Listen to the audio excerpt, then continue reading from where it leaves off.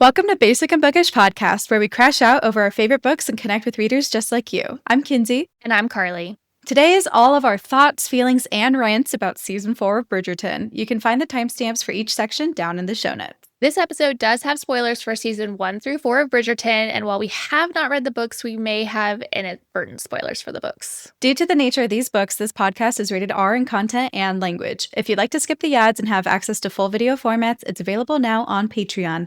That link can also be found in our show notes. Now prepare to join the chaos. Honestly, we blame the ADHD. 100%. All right, we have to just start by discussing our thoughts on part 1, like overall. Okay. So overall, I really enjoyed part 1. I know some people maybe didn't enjoy that it was a Cinderella story, but I know that each season has its own theme, and this just happened to be the trope. And I was dying every time that he's like looking at her lips or like her eyes. And I'm like, bro, like there's only so many people in this town that look like Sophie. Like, how do you not know who it is? And a lot of my favorite tropes are forced proximity and like nursing somebody back to health and like a good who did that to you. And we didn't necessarily get a who did that to you moment, but he did see men coming after her and then he went and attacked them. And I feel like that counts. I feel like that counts in a way. It does. But the cottage episode, that was for me personally. Like, I really appreciated that. It was incredible. The yearning. I never really felt attached to Benedict as a character until this season, which I feel like is pretty common with most of the seasons, but I was really enjoying him. And just with part 1, I knew that this would put it really high up on my ranking. And I'm holding my thoughts on some parts of it, but I did really enjoy part 1. I also loved part 1.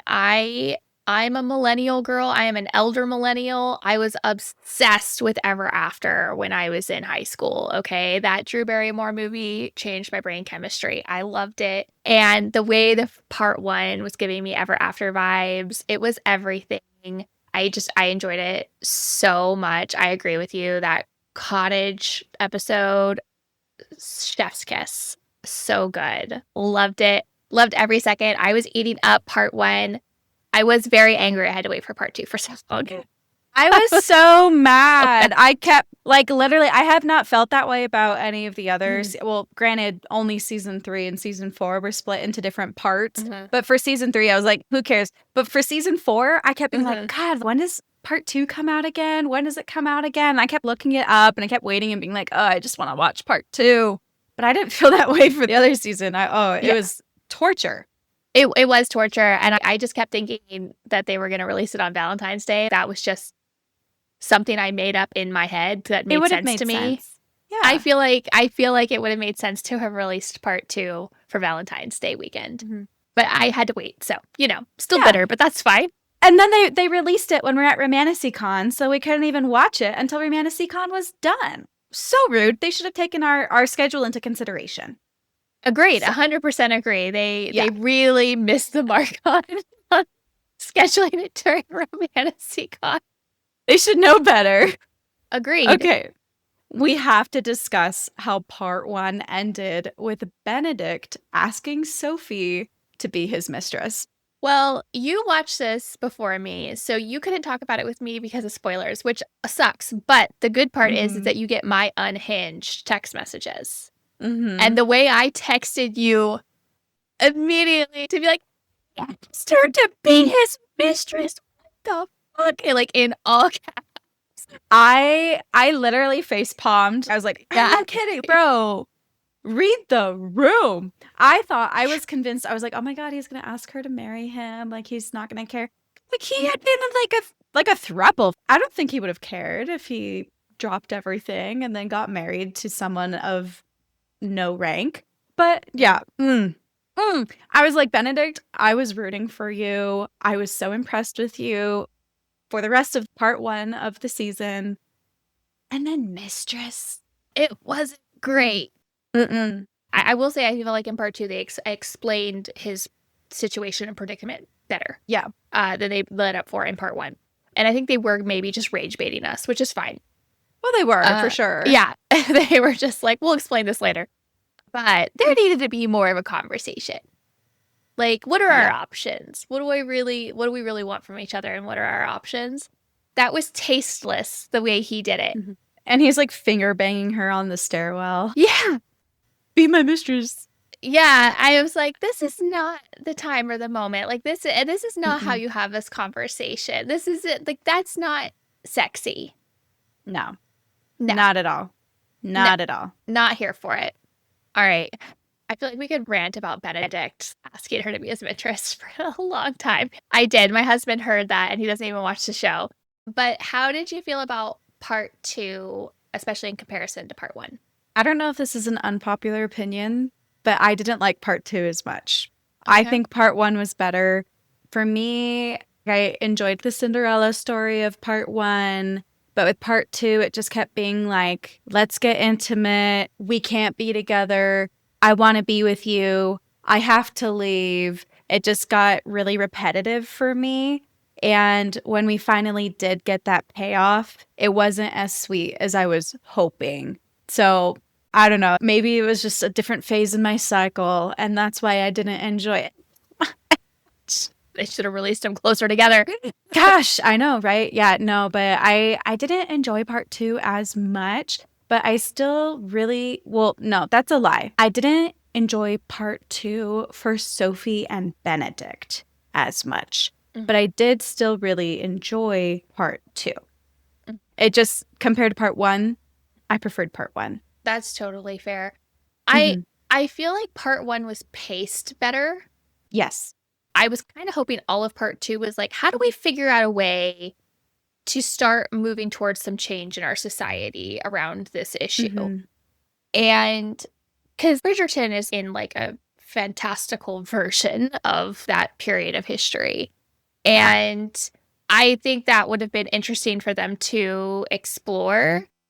And I just naively thought that they were maybe going to explore more social class issues. Mhm. It was talked about as it being an issue, but I thought that they were going to try to find a way to really like maybe change this issue or Mhm. work with the queen more on it. That did not happen.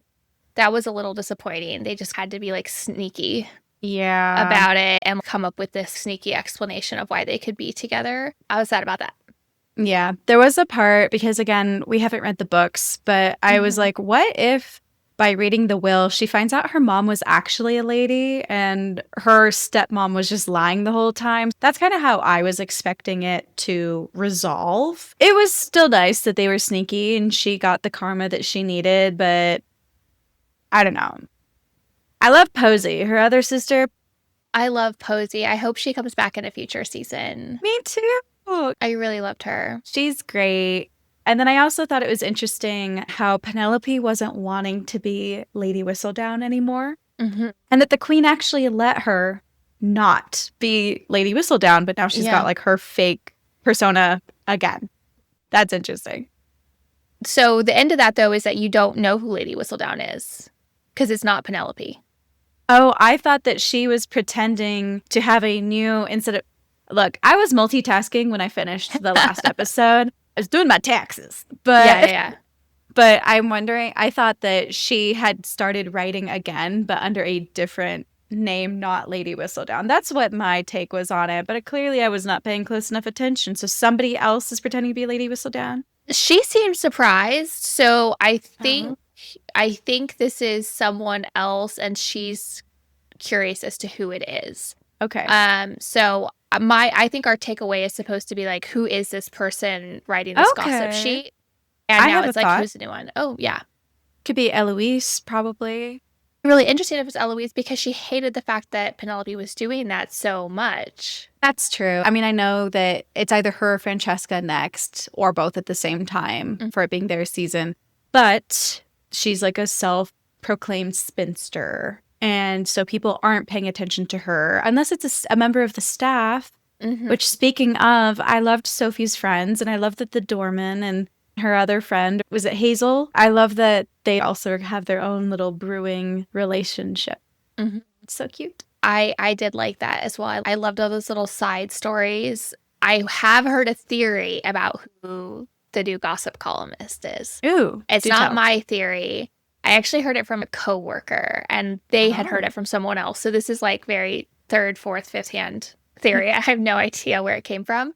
That it's Hyacinth that is Mm. the new writer, and that the hint was that she was dressed up as a maid, that she could be a wallflower and these things. And my only thing is that she's like actually not allowed at any of these things, and she seemed really enamored at the one she was, but maybe she's just started showing up at them and realizes she has a uniform she can steal.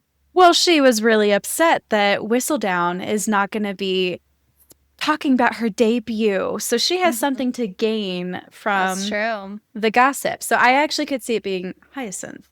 Yeah, I was like, that's a really interesting theory. And I love the hint that you see her dressed up as a maid Yeah. at the event, that she got snuck in by Eloise, and maybe Eloise has given her this idea. So that would be really interesting. I don't think that Eloise would have told her, like, hey, you should be the next Whistledown, because they didn't know that that was going to happen. But they were just trying to sneak her in just to be like, this is what the ball's like, because that was her way of apologizing for her behavior. Yeah. And then that's just like a bonus now. Yeah, like she's got this idea. She's got a uniform she knows she can steal to go sneak into things and become invisible. So I thought that was a really interesting theory. I don't know if she could get away with sneaking in and being like unnoticed, that she's missing that much because she's not supposed to be at those events yet. But that would be a really interesting twist if it all of a sudden is a Bridgerton after they were so upset about it being Penelope. Yeah, I guess time will tell. Okay, I have not mentioned this yet. I've been saving it and holding it in. We have to address Francesca losing her husband, John. I was not ever attached to his character. He was just kind of there because he's more of a boring character. He's just present. He's a nice guy. He's sweet for Francesca. But I was shocked because I was like bawling my eyes out. I'm a very sympathetic crier. And so when it was the funeral scene and seeing all the other characters reacting to his loss made me really sad, even though I myself did not have a connection to this character. It was sad. I was expecting it, though, because all the people who have read the book, unfortunately, did spoil it online. I was expecting it as well, because I had also seen spoilers about it. But that being said, I will say the celebration of life with Michaela that they do, that got me. I cried. Oh, yeah. It was so bittersweet. Like it was this really beautiful moment. They're telling all these really beautiful stories about him. I do think it was like in that moment the most you had seen and understood him, actually, is seeing all these stories about him from other people's perspective, because he wasn't a character I think we got to know super well. But I enjoyed that scene. I thought it was very well done, but I did definitely cry. Yeah, I cried multiple times, multiple episodes, up until the end. That said, and again, if you have not read the books either, and you have somehow miraculously avoided any of these spoilers, I would suggest that you skip maybe the next 2 to 5 minutes. But I am really excited to see Francesca and Michaela develop their relationship further. I think it's really cool that they're gender swapping Michael to make him Michaela instead. I am a big fan of queer romance stories, and I think that it's going to be really, really good. Because it was almost like a hate to love. Like, I wouldn't say like enemies to lovers by any means, but it was just kind of like, oh, like she's in my space. I don't like her. She's taken my husband away because of her relationship with her cousin. And then we got to see them be friends. And then I know that they're going to end up being romantic partners later. And so I am really, really excited to see that unfold. But I'm still like, oh, that's just so sad for Francesca. And I didn't mention this either. I don't know if she truly thought that she was with child or if she was just lying. But that was also very, very heartbreaking. It was so sad. I don't think she was necessarily lying personally in that moment. I think the stress from losing John probably delayed her period, which, as you know, girls, we know can happen. And I think that she was just kind of desperately holding on to this idea that she had done this like one final thing that would have made him really happy. And I thought it was so sad to see her put so much of her value and worth as a wife into this ability to bear a child, and that not being able to get pregnant for whatever reason was so heavy on her shoulders, and the way it altered her self-worth. I felt so much for her in that. It was very well done. It was very sad and heartbreaking. I really felt for her. That exam, even though it was not like graphically shot in any way, It felt so invasive. Like I was cringing. I was cringing at like the instrument noises. It really got me. We've all been there, ladies. We've all had a pelvic exam, I'm sure. Oh, yeah. And but I just really felt for her, the vulnerability in that. You really, really, really felt it. And I thought it was well done and heartbreaking. And the whole storyline really got me this season in a way I didn't see it getting me. Yeah. And I was very devastated for her. So like part 1, loved Sophie and Benedict. Part 2, for me, it was Francesca and John and Michaela. Like that's what I loved from part 2 mostly.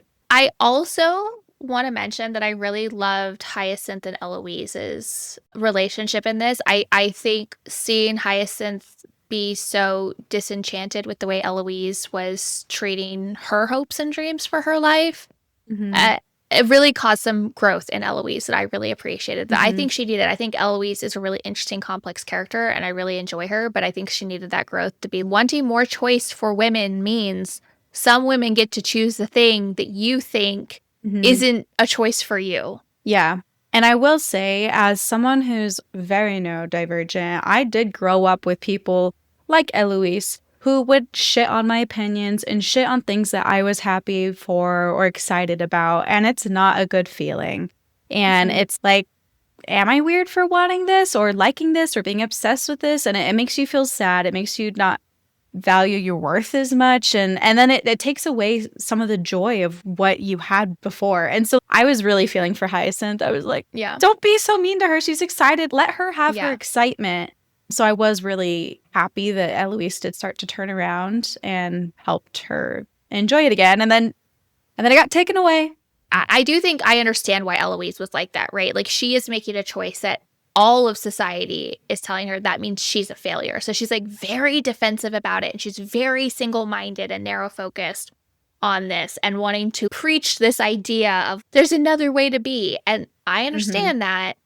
But that being said, you also have to be supportive of other people's choices if you want people to be supportive of yours. So exactly.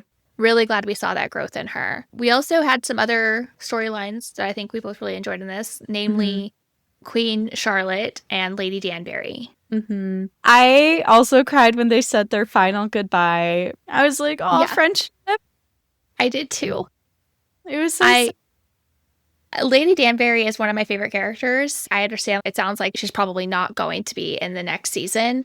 I really enjoyed her, so I'm really sad about that. But I am happy for her character arc and her growth. I just really loved her in the show so much. She was one of my favorite characters. Me too. But their relationship was so special. And I know Queen Charlotte was being really difficult, but I also really felt for her because she was so scared to navigate life without her friend. And I felt that too. Yeah. Same. I'd be sad too. Yeah. And if you watch Charlotte, her story, there were just so many parallels to how she was treating Lady Danbury, to how King George was treating her. And I think she came to that realization. I just really felt for her. It made me sad. I was like, oh, my Shayla. Yeah. Real quick, honorable mention from part 1. I do not know how this escaped my mind, but Violet Bridgerton. She can get it. Girl can get all of it. Oh. I'm like, goddamn. I was like, baby girl, I understand why you have so many kids. It makes so much sense. But specifically when she was like, I am the tea that you will be having. It's like, yes, she is. No notes. No notes. That was fantastic. I don't know how we haven't talked about her yet, but I did love seeing Violet's character arc as well. And that's what I enjoy is even though a season is centered on one main couple, we still are getting other couples throughout. So I totally agree. I love all the little sidelines of Bridgerton. They're all really enjoyable. I like that I'm never like, okay, but go back to this storyline. I really enjoy all of them. So, but yeah, Violet, definitely, damn, girl. Damn. Yeah. I could have used a little bit more like Kate and Anthony, but you know, he's just stressed out of his mind. Like, what do you mean you're into the maid and you drew paintings all over my Excel spreadsheet and like he's just stressed. It's fine. It's fine. Yeah.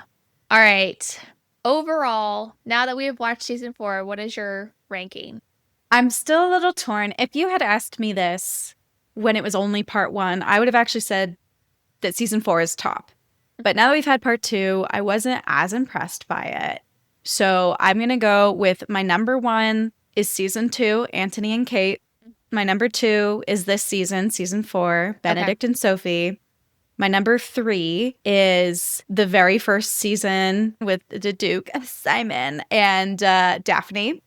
And then my last place is season 3, Colin and Penelope. I'm so sorry. I hated that season. I did not like it. I love that season so much. And I didn't even want to finish the show. I was like, girl, how dare you treat Eloise like that? I don't fuck with you. I had beef with Penelope. I still don't like Penelope that much. I really like her. I had beef with her though, so like I didn't like it. And seeing Colin as a romantic interest, I was just like, girl, what? Okay, so for me, I think season 1 might just always be my favorite. I think there's something so nostalgic about it. It was the first season I ever watched of Bridgerton. I loved it so much. It was so good. I loved their storyline. I loved the Duke of Hastings. I just loved everything about it. I'm just sad they never come back. Like, I know. Can you please? I know. It's a lot of cast, though, to manage scheduling. It is like, a lot. That's got to be tough. And I know they're very busy now. Both those actors are very busy now. And so after season 1, for me, it's season 3, Colin and Penelope. I love that season. I know. But I really enjoyed seeing both Penelope and Cressida manage the same situation. They're on the marriage mart. They need to be married to secure their future. And they're both handling it in like very different ways, but also similar ways. In a way, like, I thought it was really interesting to see their different characters handle the same situation. I think people like to villainize Cressida a lot, and Cressida is not like necessarily a good person, but she's also in a really, really, really hard position. And I think it's really interesting to see how she handles it, versus how Penelope handled it. I also really enjoyed seeing Penelope just break away from her mom and her sisters and take more agency over her life and just refuse to be molded into that group because she did not fit there and she wasn't enjoying it. I also enjoyed seeing Colin stand up to her mom. I mean, like, Colin had work to do, but so did Benedict in my mind. And so did Anthony. They all needed to grow up. So I really enjoyed seeing the writing of that, of how these two characters are in this very dire position of social ostracization and potential financial problems for their life if they don't secure a marriage. And seeing how they both dealt with it, I thought was really interesting. I really enjoyed that personally. I get that people have problems with that season, but I really, really enjoyed it. After season 3, it is season 4 for me. Benedict and Sophie, I loved them. Girl, what? I do wish part 2 was paced better personally, but I still enjoyed it overall. And the last one for me is Anthony and Kate, which is your number 1 season. That's crazy. How is that your how is season 2 your last? I don't know. I just didn't vibe with that one as hard. Girl, what? I know. And the thing is I think Kate is one of my favorite characters. I love Kate. She's like probably my favorite character in the whole show. I love her so much. The way that they hated each other. I know. But then they're like, but I'm attracted to you. The tea. That's so crazy. I feel like as a fandom, majority of the people prefer season 2. So I'm just shocked that that's your least ranked.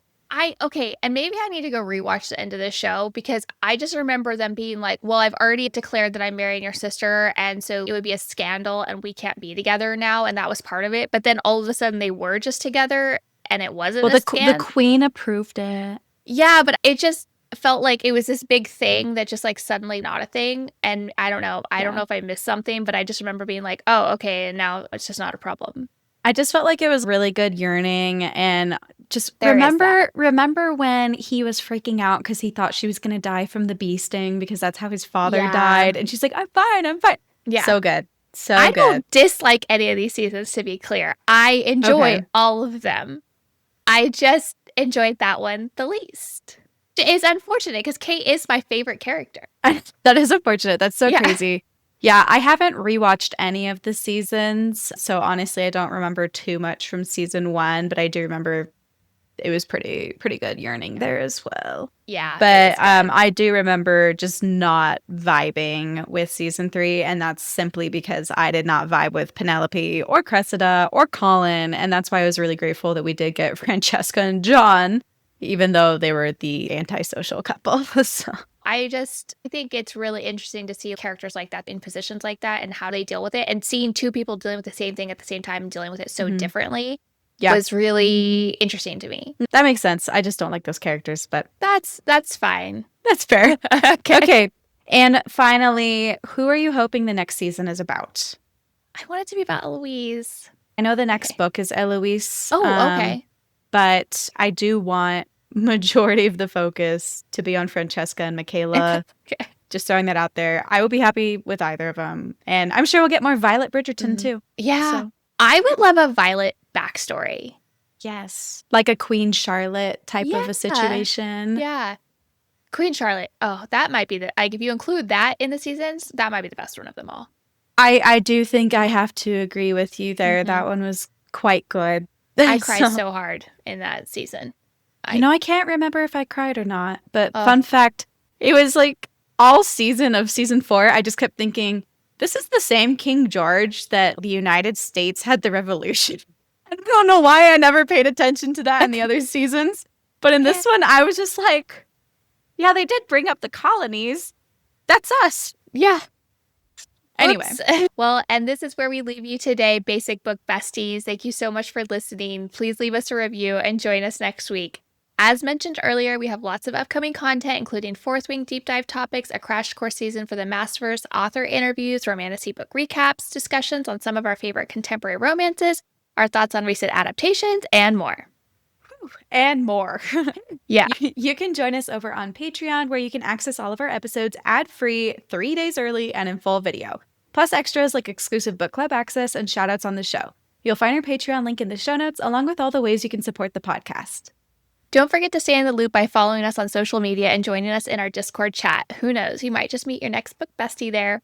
You can also check out our website, basicandbookishpod.com, for info about our upcoming seasons, our contact form, and more. We've linked that down in the show notes. Pack your bags, because next week we're discussing our experience at LA RomantasyCon. Until next time, reach out on Discord to let us know what you thought of the newest season of Bridgerton and your favorite Bridgerton season. See you there. I want to see people come at me in Discord and be like, season 3 was the worst. People don't like season 3, but I loved it. Yeah, well, I'm just shocked that you think season 2 is not top, but that's fine. Everyone's entitled to their own opinions, and that's totally fine. I just remember being at the end being like, oh, and that's it. That's now it's just not an issue. That's how I felt a little bit about the whole her being a maid thing, but yeah, I like the whole thing where they like had to quote unquote trick the queen, and the queen's like, they totally thought they just tricked me, but she was just going along with it. yeah. Oh well. Yeah. What are you gonna do?